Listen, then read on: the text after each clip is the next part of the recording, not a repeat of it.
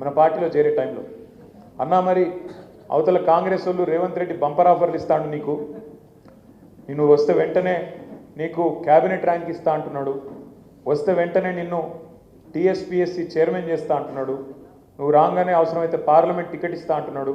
మరి వాడు అధికార పార్టీ, ఇంకా 5 ఏళ్ళు ఉంటాడు, మరి ఎందుకన్నా ఈ నిర్ణయం తీసుకుంటున్నావు అని అడిగిన. ఆయన ఒక్కటే మాట చెప్పిండు నాకు.